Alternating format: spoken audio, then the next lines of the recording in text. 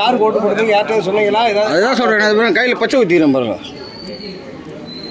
ஃபுல்லாகவே இங்கே டிஎம்ஏ தான். சரி. ஆனால் இப்போ எங்கள் அண்ணன் சொன்ன மாதிரி, எங்கள் மாமா சொன்ன மாதிரி நாங்கள் எல்லாம் ஃபுல்லாக ஓட்டு போட்டு வச்சுருக்கோம். வந்து பார்க்கல. சரி. இப்போ வந்து பார்க்குறோம். அவங்க வந்து பிளான்லாம் காட்டவே இல்லை. அவங்க வந்து மீட்டிங் போட்டாங்க, அதோட அவ்வளோதான் வரல. அவரும் அதான் பேசினார் வாஜர், அவ்வளோதான். ஆனால் திமுககாரங்களுக்கு இந்த நிலைமை இருக்குன்னா அப்போ நீங்கள் அதுதான் சொல்றேன். அது எங்களுக்கு இந்த மாதிரி நிலைமை எங்களுக்கு ஒண்ணு புரியலன்னு சொல்றேன். எங்களுக்கு இன்னும் வாழ்வாதாரம் இருக்கு. அப்ப எங்களை இச்சு எங்க ஏன் வெளியே தத்துறீங்க? நாங்க யாரு? உங்களுக்கு தானே எல்லாமே செஞ்சுன்னு இருக்கோம். வரி கட்டுறோம், எல்லாம் கட்டுறோம். மொத்தம் உழைப்பு உங்களுக்கு தான் இருக்குது. ஒயின் ஷாப்ல போய் சருகு வாங்கினா கூட அவ்வளோ காசு.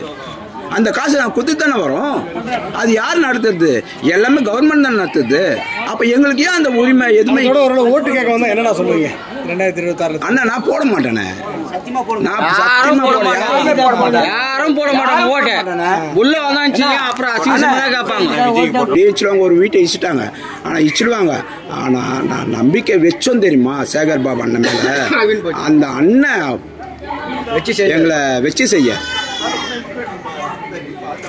எல்லாமே இருந்தாங்க. டிஎம்கே ஏடிஎம்கெல்லாம் எல்லாமே இருந்தாங்க. ஆனா இவர் எங்களை காப்பாற்றுவார்னு நினைச்சோம். ஆனா இவர் வந்து எல்லாம் வச்சு செஞ்சிட்டார். ஏன் அவர் வரல? நாங்க வீட்டை தேடி போனோம். நான் வரலன்னு கேட்கல, நாங்க வீட்டை தேடி போயும் அவர் வந்து எங்களுக்கு வந்து ஒரு மரியாதை எதுவும் கொடுக்கல. இன்னும் வாங்க, என்னாச்சு, ஒரு 4 பேரை வச்சு இன்னும் எது சொல்லுன்னு சொல்லிட்டு கூட கேட்கலன்னா, ஒரு 50 பேர்கிட்ட போனோன்னா போயிட்டு அப்படியே வண்டியில் ரிட்டர்ன் தான் வந்தோம். அவர் மேலே காலையிலே போயிட்டோம். அவர் எங்களை என்னன்னு கூட கேட்கல. எங்களுக்கு தேவை அதை விடுங்க. சொல்லுங்க. அப்போ சொன்னா தெரியும். காலை எத்தனை மணிக்கு போனீங்க? ஒரு 2-3 மணி நேரம் பொறுத்து வந்தோம். அவர் பார்க்கலன்னு சொல்லிட்டு விரும்பலன்னு சொல்லிட்டு 6 மணி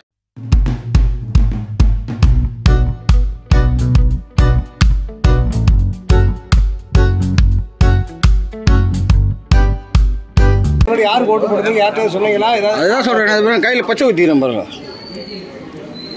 ஃபுல்லாகவே இங்கே டிஎம்ஏ தான். சரி. ஆனால் இப்போ எங்கள் அண்ணன் சொன்ன மாதிரி, எங்கள் மாமா சொன்ன மாதிரி நாங்கள் எல்லாம் ஃபுல்லாக ஓட்டு போட்டு வச்சுருக்கோம். வந்து பார்க்கல. சரி. இப்போ வந்து பார்க்குறோம். அவங்க வந்து பிளான்லாம் காட்டவே இல்லை.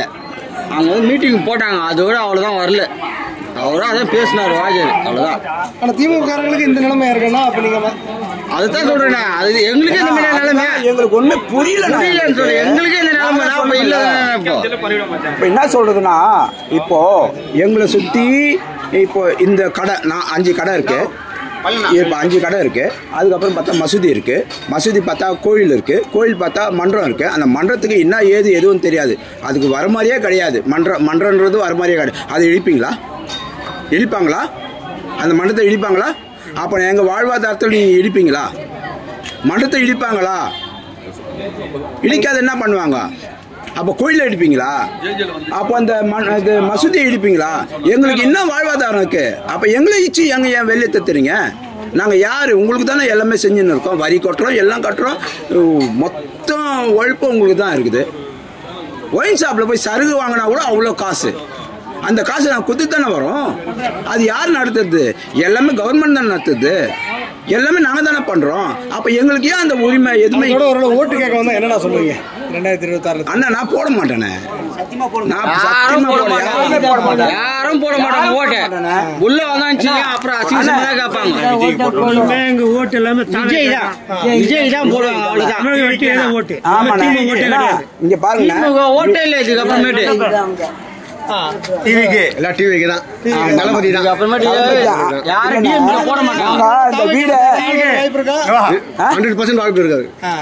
கண்டிப்பா. ஏன்னா மல்ல வரட்டும். யார் வந்தா என்ன இருக்குது? இப்ப யாரு என்ன இப்ப உடனே வந்துட்டாரா? அவங்க அப்பா இதுல இருந்து தானே வந்தாரு. உடம்பு சரியில்லைன்னா அதுல இருந்து தான் வந்தாரு அவரு. ஸ்டாலின் மூலியமா தான். இப்போ உடனே வந்துட்டாரா உதயநிதி ஸ்டாலின்? இப்போ துணை முதலமைச்சரும் வந்துட்டாரு. அந்த மாதிரி தான் பொறுமையாக வரட்டாங்க. இப்போ ஒன்றும் பிரச்சனை இல்லையா? தளபதி விஜய் வந்துட்டாருன்னா இந்த இதை அப்படி இடிக்காம உங்களுக்கு சரியா பண்ணுவாங்க நம்பிக்கை இருக்காண்டா? நம்பிக்கை கண்டிப்பா இருக்குது. அதெல்லாம் கிடையாது. அந்த நம்பிக்கைலாம் கிடையாது. ஏதோ நம்ம இருக்கிறத காப்பாத்திக்கலாம். இப்ப இச்சிட போறாங்க. ஒரு 50 இன்னும் ஒரு 5 வருஷம் ஒரு மாசத்துல இச்சிடுவாங்க. எப்படியே இச்சிடுவாங்க. ஒரு வீட்டை இச்சிட்டாங்க. ஆனா இச்சிடுவாங்க. ஆனா நான் நம்பிக்கை வச்சோம் தெரியுமா சேகர் பாபு அண்ணன் மேல. அந்த அண்ணன் எங்களை வச்சு செய்ய எல்லாமே இருந்தாங்க. டிஎம்கே ஏடிஎம்கள்லாம் எல்லாமே இருந்தாங்க. ஆனால் இவர் எங்களை காப்பாற்றுவார்னு நினச்சோம். ஆனால் இவர் வந்து எல்லாம் வச்சு செஞ்சிட்டார். ஏன் அவர் வரல? நாங்கள் வீட்டை தேடி போனோம். நான் வரலன்னு கேட்கல, நாங்கள் வீட்டை தேடி போயும் அவர் வந்து எங்களுக்கு வந்து ஒரு மரியாதை எதுவும் கொடுக்கல. இன்னும் வாங்க, என்னாச்சு, ஒரு 4 பேரை வச்சு இன்னும் எது சொல்லுன்னு சொல்லிட்டு கூட கேட்கலன்னா, ஒரு 50 பேர்கிட்ட போனோன்னா போயிட்டு அப்படியே வண்டியில் ரிட்டன் தான் வந்தோம். அவர் மேலே காலையிலே போயிட்டோம். அவர் எங்களை என்னன்னு கூட கேட்கல. எங்களுக்கு தேவை அதை விடுங்க. சொல்லுங்க. அப்போ சொன்னா தெரியும். காலையில் எத்தனை மணிக்கு போனீங்க?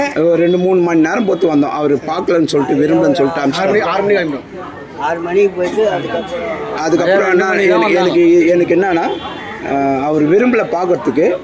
அவர் என்ன சொன்னார் அவங்கக்கிட்ட. இப்போ வரவங்களாம் என்ன பண்ணுறாங்கன்னா, இப்போ அந்த மீடியா இந்த ஆளுங்களாம் வராங்கல்ல, இந்த ஹவுசிங் போர்டு ஆளுங்களாம், அவங்க நீட்டாக வந்தால் இதுவில் தான் போகிறாங்க, அந்த கட்சி ஆஃபீஸில் தான் போகிறாங்க. கட்சி ஆஃபீஸ் போயிட்டு தான் மறுபடியும் இங்கே வராங்க. கட்சி ஆஃபீஸ் போயிட்டு அவங்க என்ன பேசுகிறாங்க ஏது பேசுகிறாங்கன்னு தெரியல. அதுக்கப்புறம் தான் இங்கே வராங்க. அதுதான் கட்சிக்கும் இதுக்கும் சம்மந்தம் இல்லை. ஏற்கனவே வந்து இந்த இடத்துக்கு வந்து நிறைய பேர் பணம் கொடுத்துட்டாங்க. இப்போ எக்ஸ்ட்ரா வீடு வருது இல்லையா, அதுக்கு நிறைய பேர் பணம் கொடுத்துட்டாங்க. எங்களை கேட்குறாங்க, எப்போ காலி பண்ணுவீங்க, எப்போ இடிப்பாங்க, என்ன பண்ணுவீங்க, அதெல்லாம் எங்களை கேட்குறாங்க. பரம்பரையாக வாழ்ந்த வீடு. நான் எனக்கு இங்கே தான் பிறந்தேன். நான் 50 வருஷம் இருக்குமா இங்கே தான் பிறந்தேன். இந்த குடிசையில் தான் வாழ்ந்தேன். குடிசையை கோபுரமாச்சு இங்கே வந்து உக்காந்துன்னு இருக்கிறேன். இவங்க வந்து எங்களை கேட்குறாங்க, நீங்கள் எப்போ போவீங்க. அப்போ எல்லா கம்யூனிட்டியும் எட்டுன்னு உள்ள, இந்த கம்யூனிட்டிலாம் சொல்ல விரும்பலை, தப்பு. அதெல்லாம் எங்கள் வீடு எங்களுக்கு கொடுங்க, எங்கள் அளவு கொடுத்துருங்க, அவ்வளோதான்.